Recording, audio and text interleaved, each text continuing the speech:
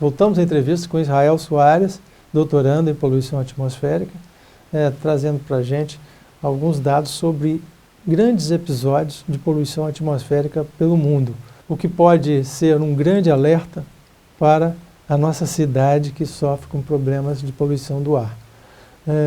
Israel,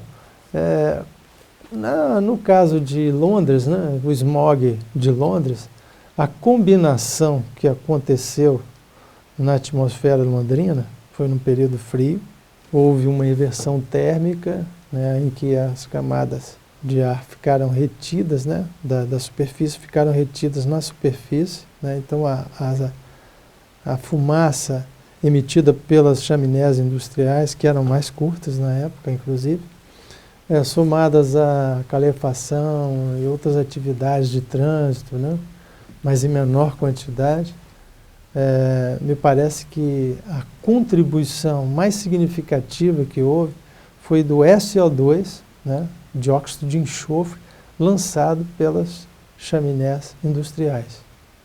Na verdade foi uma combinação de SO2 e material particulado. Nesse episódio em específico, para você ter ideia, só comparando com o padrão que a gente tem aqui no Brasil, que está vigente, que é a resolução CONAMA 0390. A gente tem um nível de SO2 para 24 horas de 365 microgramas por metro cúbico.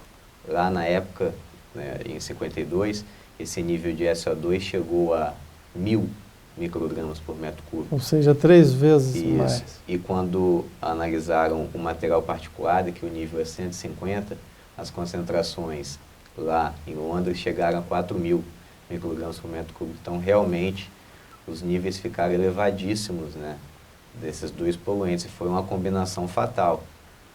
Principalmente quando você mistura partículas, né, que muitas vezes são finas, com SO2, que pode se converter em partícula também. Mais a umidade do ar, né? Mais a umidade do ar, você promove, na verdade, a formação de uma substância ácida, né? O SO2 ele pode virar sulfato e formar o ácido sulfúrico. Então, por isso que, na verdade... aspirado pelos alvéolos pulmonares, né? As pessoas respiraram, na verdade, Queimava, justamente.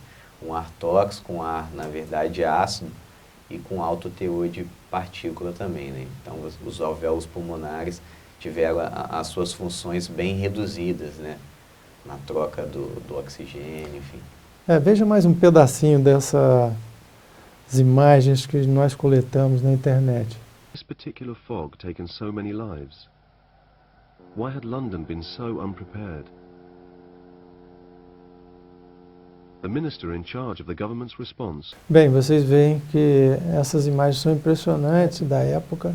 A gente tem outros casos também de oxidantes fotoquímicos, né?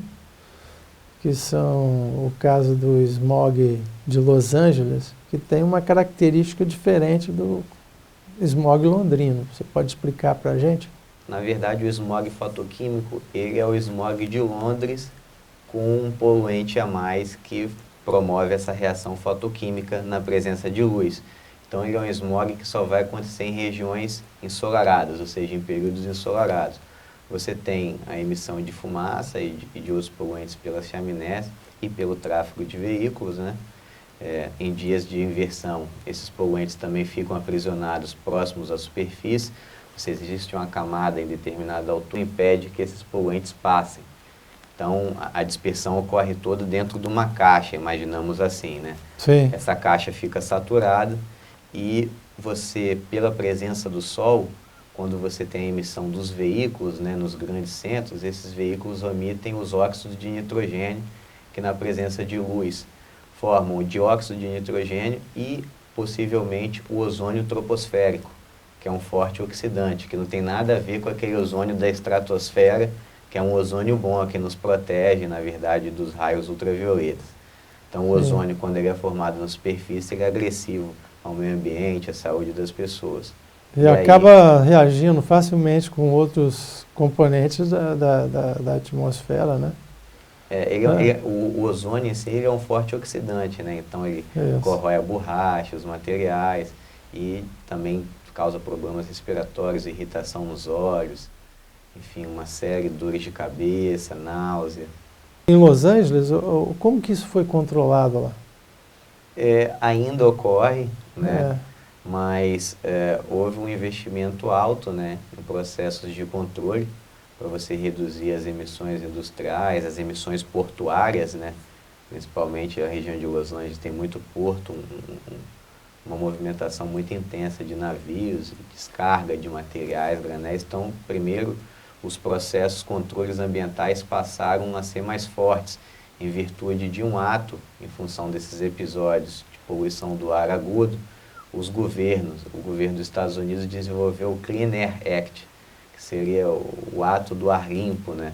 E aí passou a dar atenção aos processos que acabavam gerando emissões industriais significativas, os controles aumentaram, a fiscalização aumentou, passou a existir multa nessas empresas que não faziam, que não se adequavam.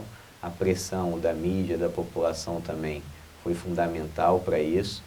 E principalmente o controle das emissões veiculares, né, pela utilização de combustíveis com menor teor de enxofre e utilização de catalisadores também, né? Eu me lembro que em 95 eu estive lá no órgão de controle de poluição de Los Angeles, toda aquela região, Los Angeles, São Francisco, 14 milhões de pessoas. E eles estavam com várias medidas para melhorar, reduzir o número de veículos em curso, né? Criando aquelas vias rápidas para aqueles veículos que tivessem com mais de um ocupante, não só o motorista, sempre procurando incentivar as caronas, né? A redução de uso de veículos. E uma coisa interessante que me falaram na época lá, que nos finais de semana havia um agravamento maior também da poluição do ar pela quantidade de churrasco. Até foi surpreendente, né? Porque a gente pensa que o churrasco é coisa só de brasileiro, mas que lá também tem muitos descendentes de mexicanos e hispânicos, né? Que têm esse hábito de fazer um churrasco no final de semana. Então, aquelas milhares de churrasqueiros também contribuíam para a poluição do ar, principalmente na parte de material particular. Faz sentido, deve ter sido uma coisa bem restrita a alguns bairros, né, que possuem essas características. Exato. Mas a Europa e os Estados Unidos, a gente não possui esse problema aqui, mas nessas regiões que são mais frias, determinadas épocas do ano, as pessoas utilizam também madeira para poder queimar, né, nas lareiras e aquecer as residências. Então isso também aumenta a concentração de alguns poluentes atmosféricos nessas regiões. Então tem diversos artigos publicados mostrando essa sazonalidade, né, do período do inverno e do verão, como a concentração desses poluentes é diferente em função da queima de madeira para aquecimento das casas.